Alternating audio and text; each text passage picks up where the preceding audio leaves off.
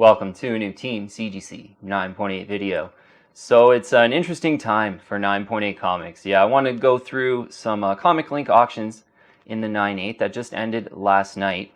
But I think it's pretty safe to say that there's maybe even like a new leg down in some of these 9.8 prices. And, certainly we'll get into all the evidence here.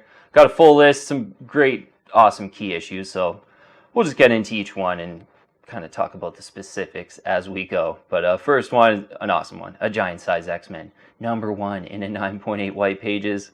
Always great to see these like huge key issues sell on the perfect high grade. This one going for $48,500. So, I'm not too on top of the price history on books like this, kind of out of my budget personally, but always cool to sort of see one sell. And, I remember a few of these. I'm pretty sure they were going in the $70,000 level. Admittedly, about a year and a half ago when the comic book market was a lot hotter. But so even a big book like this in the super high grade 9.8 seems to be cooling down a bit with giant size X-Men #1. Was looking pretty awesome in a 9.8 though. Like if my budget was around this level, I think that's a pretty great buy actually. $48,500. This one's like, the first new X-Men. First Storm, Colossus, and Nightcrawler. Second appearance of Wolverine, I'm pretty sure as well. Great cover. So that one going for $48,500. Even a bit of a pullback in a great book like that. So next one's a Moon Knight #1 from 1980. Interesting to see how this one was going to do with the movies, or the show, coming out. And this was one that even tempted me leading up into the show, even though it's not my style to kind of, a show's coming out, now I got to go buy all the books. That's not really how I like to collect. But this one tempted me because I thought the Moon Knight show was going to be really awesome. I kind of, I gave it a chance. I kind of lost interest in, on the second episode, I believe it was. So it wasn't as good as I thought it was going to be. And this book's cooling down. Moon Knight #1, The Origin of Moon Knight, I believe this one is. First solo Moon Knight titled book, $701 and $751. In a 9.8 white pages for this one. So, these were right around this sort of 900 to 1,000 level for a really long time. And even when the market was hotter, these were like 1,500, not 500, 1,300, I would say for a minute there. So absolutely cooling down. I would say there's, some people like the Moon Knight show. Some people are disappointed in it. And maybe the prices on the Moon Knight #1 showing that just a little bit, if you were like me and maybe you were tempted to buy this one leading into the movie, but now, but you didn't, and now it's a little bit cheaper, and you're a pretty big Moon Knight fan, right around $700 is making a lot more sense than over 1,000 on this one, which, I'm glad I didn't chase this one, for sure. Okay, next one, Marvel Spotlight #32, Origin and First Appearance of Spider-Woman. Great one from 1977 in the super high grade. These ones are cool. It went for $3,005. So admittedly, I'm not too on top of this one. I never really wanted this one. I'm not too sure of the price history, but to be honest, right around 3,000 seems comparable to maybe like an Amazing Spider-Man 194, the first Black Cat. And that book's usually around 4,000. If this one's going for 3,000, I feel like that's a pretty great deal. And this one looked quite awesome on the centering and the colors as well in a new case. So Marvel Spotlight 32, if you're in the market for that one. First Spider-Woman went for $3,005, all US dollars, the prices would talk about. This one, New Mutants #87 in a 9.8. First Cable, cool to see this one go in an auction for $458. And this one is kind of hanging in there, I would say. It's never one that really heated up that much, although everything was going for more expensive about a year and a half ago with, the hot COVID market. But this one's kind of hanging in there, and $458, a recent one, selling for First Cable, I think, is kind of a price to aim for on that one, and it feels like a pretty good value in the current market.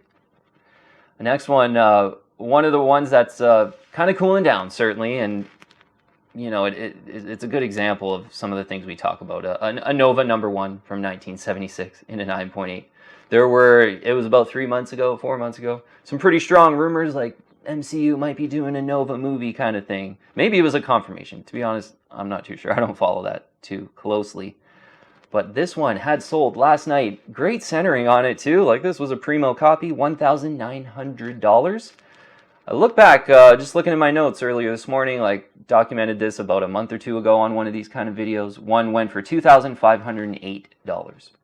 And that was like not too shortly after those rumors. People were getting excited maybe about that Nova movie. And a good example of just, you know, a lot of times you just don't want to, oh, I just saw this teaser, now I got to go buy all the comics. Or I just, oh, the Nova movie's coming out, that's great.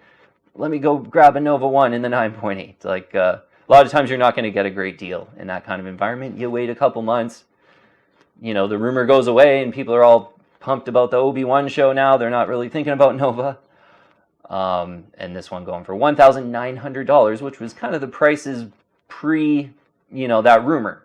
So I think a Nova number 1 around $1,900 is a pretty great one in a 9.8. Especially this one looked pretty good. Hopefully I'll use the same picture of the one from Comic Link.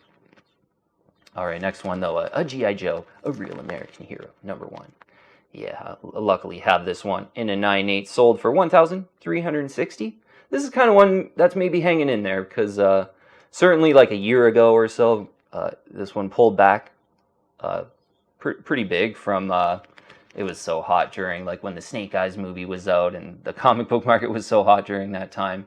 A few had sold for like $3,000. It was ridiculous. But they had pulled back to around, 6 months ago, let's call it, $1,250. I remember a few selling for. So this one's kind of hanging in the range it's been in the last 6 months. Let's call it $1,360. G.I. Joe, Real American Hero number 1 in the direct edition 9.8 had sold for. Next one, a Godzilla number 1 from 1977. The Marvel Comics Godzilla number 1 sold for $555. And I think that's kind of the range they've been going in as well. They're like, I think there's been like some Godzilla movies and things like that. Just goes to show you how out of touch I am on some of the movies. But I think this one had heated up a little, you know, in the past sort of 6 to 8 months. So, and by heating up, I think they were around 700. I saw a few sell for. So $555, decent deal on a Godzilla number 1 from a 1977. If you're in the market for that one, that's a pretty good price target to aim for. Next one, Fantastic Four, $243. Great John Byrne Galactus cover in a 9.8. Seeing a much better price for this one. We'll go over one that had sold like, I think it was about 3 months ago. But this one sold for $375. Looking pretty good in a direct edition as well. I saw a direct edition one sell, and I think at the time I mentioned that this one was probably like a bit of a bidding war kind of broke out, but it sold for $566. This was like 3-4 months ago. And maybe it was leading into like when the Illuminati was going to be coming out on Doctor Strange, so people were kind of pumped about Mr. Fantastic being a part of that. So these Fantastic Four books were heating up. This one's kind of cooling down. $375 is yeah, where a price where you can consider this one. And you know, when it went over 500 there, I wasn't, you know, one to kind of want to get in there on at that point. A little under 400 feels like much more of a fair value for a great cover on a Fantastic Four 243 in the super high grade 9.8, $375. That one sold for. Next one is a big pullback, I would say. An Incredible Hulk 271. First appearance of Rocket Raccoon in a direct edition. Pretty great centering on this one as well. Sold for $680.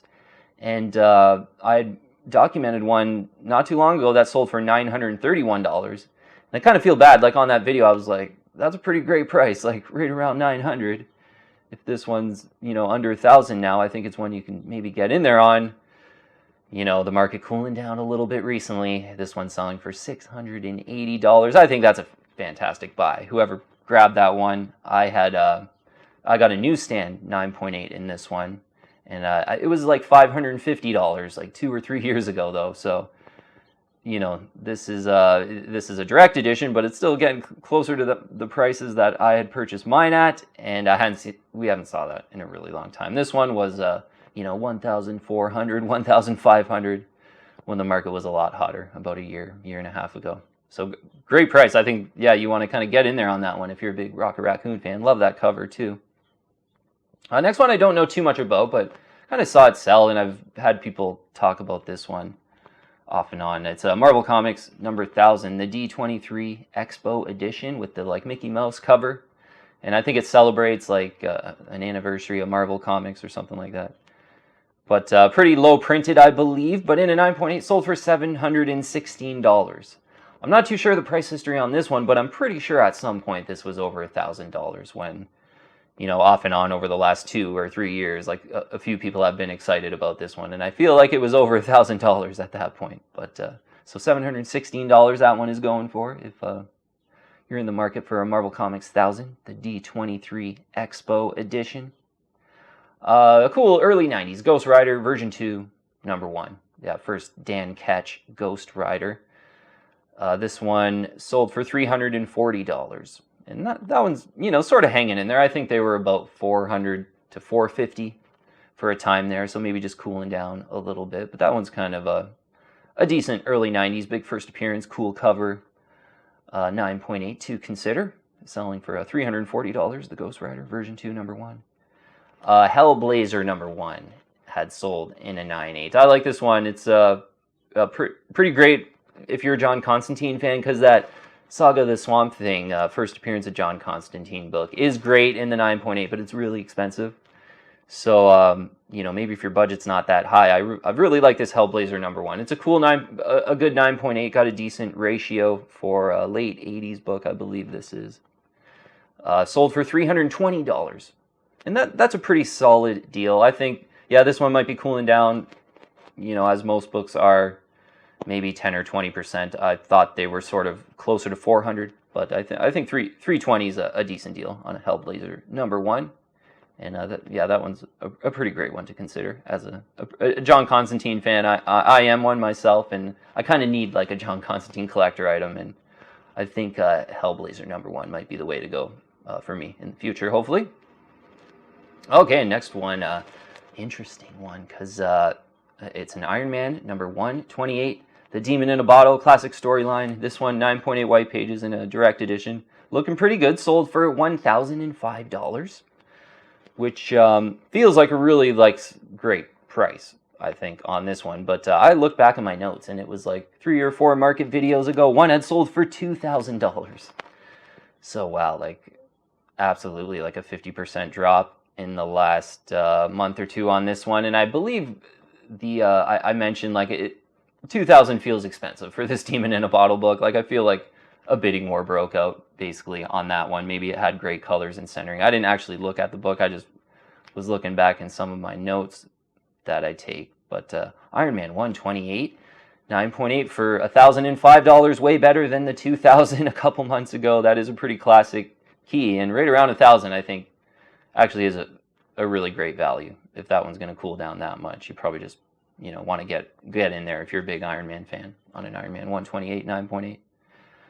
Next one is a Marvel Premiere 47. First, Scott Lang as Ant-Man. Love this cover as well. Been close to pulling the trigger on this one. It was like 2.5 years ago. I should have did it. It was like $500 or so. This one selling for $1,215. Interesting. Not too long ago, documented one that sold for $1,600. Yeah, it looked really similar. $1,600. Market cooling down a bit. This one going $1,215. So if you like this one, I really do like this one too, and maybe one to get in there on a cool down right now. One going $1,215. Next one, an Incredible Hulk 449, the first appearance of Thunderbolts, and saw this one sell for $456 on this Comic Link auction just ending last night. And you know, not really one I want. I was never a really big fan of the Thunderbolts, but it is, if you are, kind of a cool cover. And I think this one, you know, was kind of in that $550 range. So again, this one, like most books, kind of cooling off, maybe 25%, you know, 10, 20, 30%, depending on which book. But Incredible Hulk 449 for $456. That one sold for. Last one's a cool one. Don't see this one too much, and it's not really a key issue, but just I like these World War II covers. But it's Invaders #1 from 1975. This book as well. 9.8 white pages, looking just super crisp and awesome for a 1975 book. Yeah, some of these World War II covers have tempted me in the past, but this one is a continuation from the giant-sized Invaders book, which is pretty heavily collected. I think that one's more heavily collected than this one, but this one's really cool too. Sold for $810. I don't know too much of the price history on this book, but you know, this just feels like a great collector item. I doubt there's many in the super high grade 9.8 that looked as good as this one. So, you know, if you're big into kind of World War II covers and the Submariner, and, you know, this one was just, I think, a pretty great value, around that $810. All right, that's the full list. I'll put the list in the description below, some of the prices, with all the prices, if you want to have a quick look. Yeah, it's an interesting time for sure, as I said off the top. And for 9.8 Comics, I haven't made any videos yet, but I think right now it's getting into like what I would call a buyer's market. Whereas, you know, I made quite a few videos like a year and a half ago. Like, now is the time to sell your comic books, or now is a great time to sell. Because back then the prices were just astronomically high. They were on like a 1-year rip, and just some books were just mind-boggling how much they were going for. So I made a lot of videos that were like, it's a great time to sell. During that time. But now the price is really cooling down. We're on the other side of everything that's happened, and I think it's really turning into a pretty great buyer's market. So I got to get probably a couple, you know, now is a good time to buy videos out to balance out those ones that I did kind of during, you know, what pretty much is like the COVID bubble at this point. But yeah, it's going to be interesting to see what happens moving forward. Hopefully values just hang in there. I still think, you know, they are kind of hanging in there, and there are still books fetching a big dollar, like the G.I. Joe one comes to mind. So yeah, hopefully we get a little bit of a base going here. It's a pretty great time to buy, hopefully maybe for the remainder of the year. And you know, things start looking a little better, looking out, you know, over a year or so, let's say. But who knows what'll happen. Yeah, thanks so much for watching though, team. I'll see you on the next one. If you're liking my content, please subscribe and hit that bell, and I'll keep you updated on future videos.